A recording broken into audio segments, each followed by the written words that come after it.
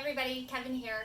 I had a couple questions about shin splints, so I wanted to do a video over them and how you can maybe help yourself with shin splints. Now, there are lots of reasons for shin splints, and unless I look at you individually or you've talked to somebody, a professional of some sort, I can't really tell you the reason why you're getting shin splints. But these are some things that have helped me get over my shin splints and not really have them be an issue anymore, and have helped a couple people that I know. So I'm just going to put these out there, use them to the best of your ability, and hopefully they'll give you a little bit of relief from it as well. So shin splints happen in a muscle here on the front of your leg. It's called your tibialis anterior tibialis because it's right here next to your tibia bone, which is your shin bone. It's the one that gets knocked into walls and stuff like that. It hurts really bad when you hit it. It runs just lateral to it. So if you palpate along the outside edge of that of the shin bone of your shin, you'll feel the nice meaty portion. That's your tibialis anterior. That's typically where the shin splints start happening and begin to kind of give you some aches and pains. But there are ways we can strengthen this as well as help it relax depending on exactly what you need at this moment. So we're going to work through both of those. We are going to be needing some sort of rolling device. Because you're rolling right next to a bone, I suggest a softer ball. These can be tennis balls wrapped in duct tape. I don't suggest using lacrosse balls for this area because of the bone being right there. And it's an intense place to roll as we don't typically massage there. So lacrosse balls tend to be a little bit too much. However, I use yoga tune-up balls. Tennis balls are great. There's lots of versions. There's Yamana balls and melt balls and all kinds of different balls you can use now. So pick your favorite. I'm going to use these. I do suggest using two inside of a tote or duct tape or a sock tied up, whatever you have available. But we are going to do a check-recheck real quick. So find a wall space of some sort, and you're going to set yourself up in a nice seated position. Now, I don't care if you are back here like this or up here like this. It makes no difference to me. What I want you to have is your feet flat against the wall in front of you. So that we can recheck your dorsiflexion, or how far you can pull those feet away from the wall. So we're going to sit up here and then we're going to pull our feet towards our shins. We're going to dorsiflex. Now you'll notice it's not just my toes coming back. I'm trying to pull the whole of the bottom of my foot, that whole ball of the foot into the arch, the whole thing back and away to the best of my ability. And you can see this is about how much dorsiflexion I have at this point in time after doing a lot of jumps yesterday. And then I'm going to let that relax.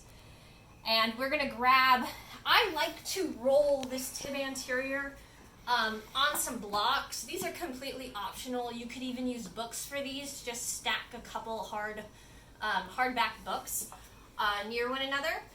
It just kind of gives me a runway and elevates it. It makes it a little easier to roll, especially as I'm using a slightly smaller type of ball here. I go like this because this block's a little harder. So I'm going to set up with the ball, the two balls hugging that shin bone. So one on either side of the shin bone. And I'm going to set that up right on top of the block. Hold these in place. And then I'm going to roll down my shin and roll back up. Roll down my shin and roll back up. And I'm actually, as this block's a little wobbly, I'm going to stick with this block and just roll my shin in bits and pieces. So I'm going to roll the top of my shin here, rolling back and forth. And this is our warm-up roll. So be kind of kind to yourself if you don't do this often. And then I'm going to move myself down and I'm going to roll that lower ankle. Getting into the lower ankle is very important. There's a massive fascial sheath that covers the ankle area that often gets a little sticky. So getting the balls in there and rolling into that area can create a little more slide and glide, help out just a bit. So roll the bottom part, roll the top part. If your legs are longer than mine, maybe break it into thirds. But we're gonna roll there. And as you're rolling, you might come across some knotty or tender areas. I have one right here. So here's what I'm going to do. I'm going to lean, as I'm rolling my right leg, I'm going to lean off to the right. just like this. Now, I do this often, so I'm going to intensify this for myself. Intensifying it is optional, but I'm going to stack my legs, lean off to the right, and then I'm going to twist. I'm going to kind of juice that tib anterior area, working into that relatively tender spot, and then I'm going to let that go. And then I'm going to find another one, because I've done a lot of running recently, and there's quite a few of them in here. And then I'm going to lean off. Now, if the intensification's too much for you, you can just lean off and still do the juicing, the little twisting side to side, leaning in towards the meat, or you can stack up and roll. I do find for myself, the closer I get to my knee, the more tender this spot is getting. So I'm going to hang out here towards the top of my knee for just a moment and twist into that upper muscle area. Awesome. And then I'm going to let that go. And this is kind of fun, so we're going to do a quick recheck here because, and hopefully it'll work now that we're filming it. What we're going to do is set ourselves up back again. And you'll remember, I believe I had relatively equal dorsiflexion on both sides, and we're just going to see as I dorsiflex. And now you can see that this foot comes much farther, and I guarantee you I'm trying just as hard with both feet. But you can see that one foot that I just rolled is pulled a lot more away from the box than the other foot. So it's kind of an immediate reaction. That muscle now has better length and can contract a little better, giving me a little more range of motion there. And we'll let that relax, and we'll move on to the other side. Might as well even ourselves out. So we're going to set ourselves up the same way, rolling down your shin. Depending on your shin length, break this up into 2 or 3 sections. I'm going to start at the top and work my way down. Once again, this is just kind of a warm up to that deeper rolling we're going to do in a moment. Working the length of your block or the length of your book. Working your way down your shin as you see fit. I highly suggest working into the top of that ankle. Work your way down, get into that nice fascial sock, that fascial sheath that lives around all the ankle bones. It very much deserves some love, and you can see my nervous system getting a little twitchy with it. It's like, ooh, this is new. As we go up, my foot begins to shake. It's not a bad shake. It doesn't hurt very bad. It doesn't hurt at all. But I can tell that my nervous system kind of needs that input. I'll work my way back up. And as this is like my second pass up and down my leg, I'm going to start to look for those tender spots. And there was definitely one on this side, right around this area. So now I'm going to lean off. Leaning off to the left into the meat of that muscle. And I'm going to twist. I'm going to juice that out. I'm going to stack on this side too. Get a little more input. And twist and juice into that muscle. And that felt like it released really nicely.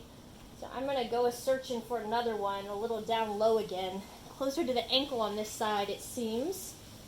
Keep in mind, you are two-sided, meaning that both sides might be a little bit different, and that's perfectly okay. Don't judge yourself on it. Just notice where that tension's being held. Have an idea of where to go back to next time. And we'll work our way back up. I'm going to check out this up top area where it was really tender on the other side and just see for myself if it's tender on this side, and it's actually not. I can tell I'm holding much more tension closer to the ankle on this side, a little closer to the knee on the other side. All right, and then we'll let that go. That feels about equal. I'm going to set the blocks off to the side, set the balls off to the side. We're going to come back to our check, recheck. So moving up to our box, finding our seat. Let's see if we evened ourselves out as we pull our shins away. Yeah, it's a little bit better on both sides, a little more equal. My left is still slightly less than my right, but that's pretty normal for me. But I definitely have more there. All right, so we are going to utilize this block for our next move, which is a little bit of strengthening of that shin. And so you're going to set yourself up nice and tall, and you're kind of going to do what we call toe taps. You're going to touch down, pull away, touch down, pull away, touch down, pull away. You're just going to tap your toes and then pull your foot away, making that tib anterior active just a little bit more. Can you make the top of your shin work? And it doesn't take many of these to begin to feel it. It starts to burn relatively quickly. Do 2 more here. And then I'm going to let that go. We're going to come up to a stand. And now we're going to do the same thing round 2, but we're also going to play with the toes here. So standing up, I'm going to lift and lower my toes. All 10 toes, lift and lower them. Can you just lift and lower all 10 toes? For this one, I'm attempting to keep the ball of my foot on the ground, forefoot or the big toe and pinky toe side, and just lift my toes off the ground. This is utilizing those extensor muscles that also come into that tib anterior compartment. And then I'm going to play with it. We're going to go 1 foot at a time. I'm going to foot tap on either side. Lift and lower, lift and lower. Keeping the heel down, but now lifting the whole foot. Lift and lower, lift and lower. Let's do 2 more each side. There we go, and let's come back to the toes. Now we're going to attempt to separate those toes. You're going to lift the big toe. Let's see if I can do it today. Lift the big toe up off the ground, keeping the other toes down, and then set that big toe down. Lift the small toes up off the ground while keeping the big toe on the ground. And then reverse it. Big toe off the ground, small toes off the ground. Big toe off the ground, small toes off the ground. Big toe, small toes. Let's do 1 more each way. There we go. And then we'll let that go. Give your feet a little shake. All right, let's come into our final little bit here. We're going to do some work kneeling in a sitting seiza position. So this is essentially sitting hips over heels. If this is too much for you, you can put a block underneath your butt. You'll still get the same effect. It'll just take some of the pressure off. So feel free to utilize that if you would like. We're going to start with our toes tucked under. So tucking your toes underneath you, you're going to walk yourself back. Now, as I've mentioned before, I do this on the regular, so for me, I can sit up tall. If you need to have your hands down on the ground in front of you, please do so. Make this so that it's bearable and attainable for you. This is not very visually active. You are going to feel these next movements only if you're doing them. You won't be able to see much happening, but what I'm going to do is I'm going to take my toes, I'm going to claw them backwards, like I'm trying to rip the mat out from underneath myself. I'm going to push my toes back, claw them backwards, activating all the muscles on the bottom of the foot. I'm going to hold that and breathe, trying to keep that contraction going. And then I'm going to release that and relax. And now I'm going to actively pull my toes up away from the mat. Can I pull my toes off the mat? Obviously that's not actually going to happen, but I'm trying to activate all those muscles that live on the top of my feet by pulling my toes away. I'm going to hold that contraction, and then I'm going to relax. And I'm going to come forward. I'm going to give myself a break from that and come onto a flat-footed sit. Once again, if this is too much, bring yourself forward onto your hands to give yourself some space. But working from here, we're going to do something similar. I'm going to push my toes into the mat and try to pull the mat forward with the tops of my toes, activating once again all those muscles on the top of the foot and into the shin. As I pull my foot underneath me, you can see not much is happening, but I can tell you there's a lot going on there. And then I'm going to release that contraction, and I'm going to point my toes and try to lift my foot up away from the mat. Once again, activating all the muscles on the bottom of my foot, all the muscles, even into my calf. I'm feeling working pretty hard here. And I'm going to release that, let that relax, and we're going to go one more time. Curling my toes under, taking them beneath me, sitting up nice and tall. I'm now going to scrape my toes back away from me, activating all the muscles on the bottom of my foot into my calf. Hold that contraction and breathe. And then I'm going to pull my toes up away from the mat, trying to create space between my toes and the mat. Obviously, it's not going to happen. I'm just trying my best to activate those muscles. Let that relax. Come down, back onto the top of the feet. Set yourself down. And then I'm going to press my toes into the mat, try to scrape my mat forward towards my knees. And I can feel all these muscles on the top of my shin turn on. They're getting kind of achy and tired at this point. A lot of work for them. I'm going to relax that. Then I'm going to try to point my toes and lift them up away from the mat. Can I create space between my toes and the mat? And then I'm going to relax that. Come out of it. Give your feet and your legs a little bit of a shake. And the final last little bit here I want to talk about is what really helped my shin splints kind of go away is I started squatting more, and not squatting with weight, actually sitting in a deep squat as I was watching TV, as I was just hanging out. Instead of sitting on the couch, I made kind of a goal for myself to improve my deep squat, my deep resting squat.